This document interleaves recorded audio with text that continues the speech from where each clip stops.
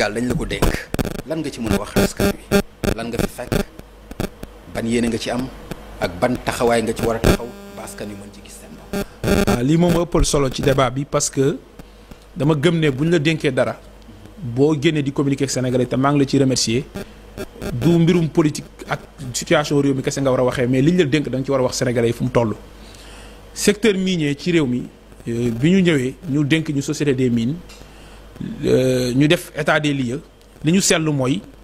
secteur bi li ci am ci koom-koom te mu nekk ci ay richesse ci suufu réew mi muy or muy zircon muy phosphate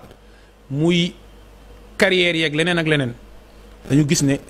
am na alal bëri bu ciy génn mais sénégalais yi bénéficié wuñ ci bu baax ma jox la ñetti indicateur bi ci jiitu mooy boo jëlee koom-koom réew mi muy PIB bi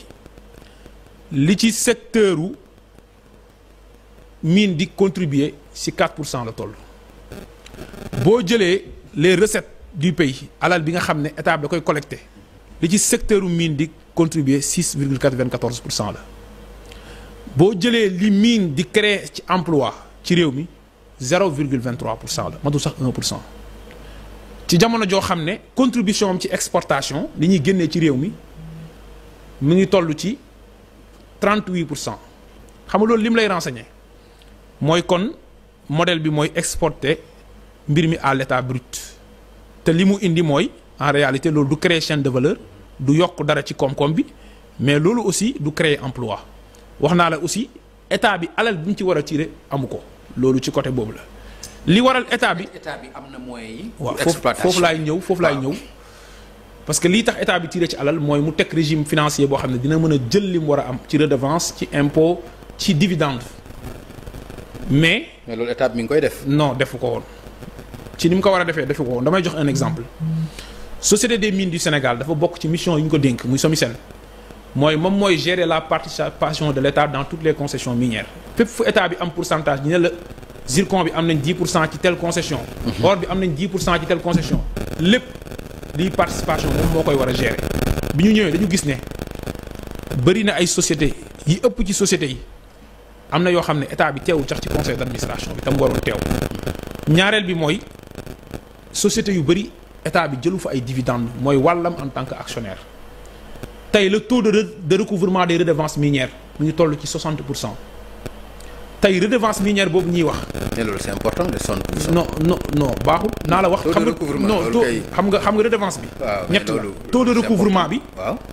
waxuma taux bi ñu leen appliqué de taux de recouvrement. moom laa la wax recouvrement. waaw déglu ma baaxul naa la waxul tax baaxul. waaw mais tane na. déglu ma xamul tax baaxul. avant ngay ñëw ci taux de recouvrement li ñu warloo nga xam ne ci production bi dañ koy téq d'abord assiette bi moo baaxul assiette bi mooy ci lan nañ koy téq. code minier bu 2003 mu ko doon teq su lu ñuy wax valeur caromine valeur caromine mooy boo génnewee mine bi ba fu ñu koy yóbbu li nga def ci ay coûts yëpp ci transport ci leen dañ ko ciy génne après état bi doolu cee teq loolu état bi du am dara code minier bu 2016 mooy doo ko wax valeur marchande mooy li minerai bi di jar ñaareel bi mooy loolu assiette bi la taux bi code minier bu 2003 bi 4% boo ñëwee 2016 ay 5% 2% 3% 1% ci yenn minerais yi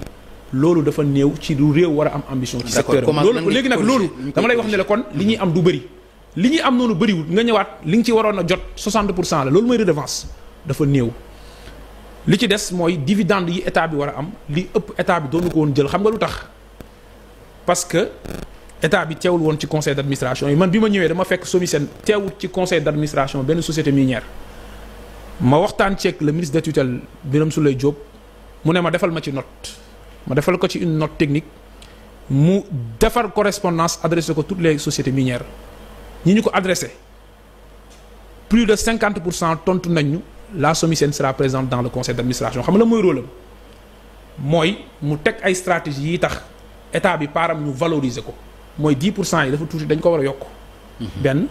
ñaareel bi mooy boo ko yokkee nga teg stratégie ba 10% yooyu may la doole ci nga. influencer société minière bi.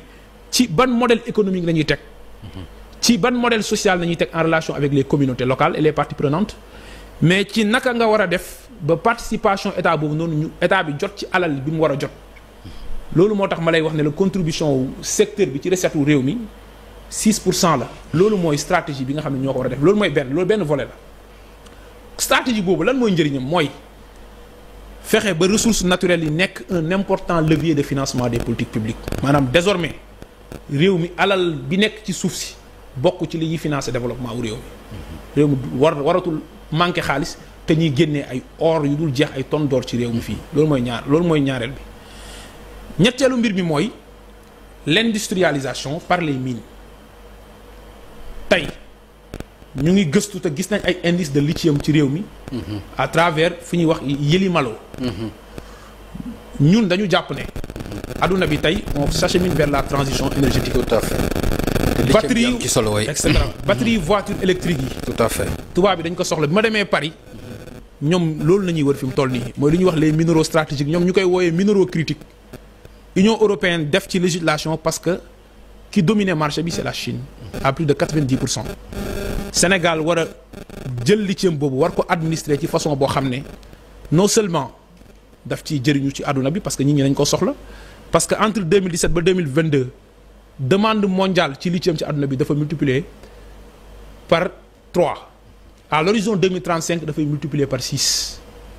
diggante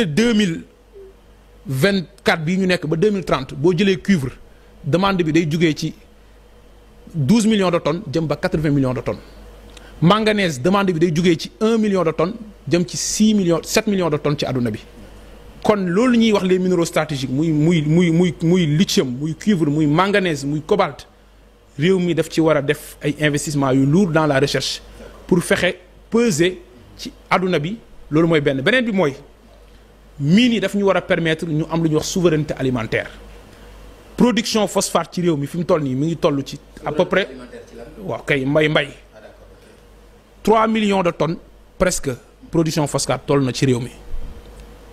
kon réew mi waratul am problème mu am engrais waaye li ëpp ci production bi dañ koy exporter à l'état brut te engrais bi li koy defar ñett yi la phosphore bi jógee ci phosphate bi li nga xam ne mooy potasse bi nga xam ne dañ koy importer ak li ci topp mooy urée bi nga xam ne Petrosen am na projet pour defare ko fi à travers le gaz. D'accord. réew mi ban système lay teg pour sécuriser l'approvisionnement de l'agriculture en intrants. D'accord. fi may daanelee nag mooy boo jëlee le secteur de la construction